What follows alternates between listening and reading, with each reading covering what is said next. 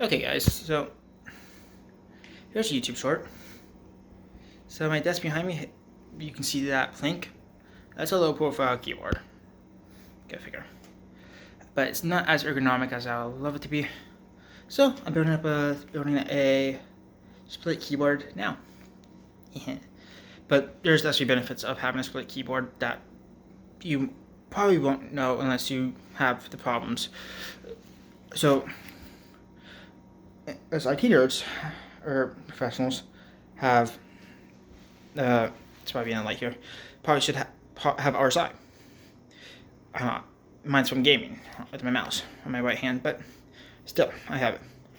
It's because of the things are crisscross like that in an arm. You want to keep on straight like that and shoulder width apart, so you're not so far back. So that's my pro tip.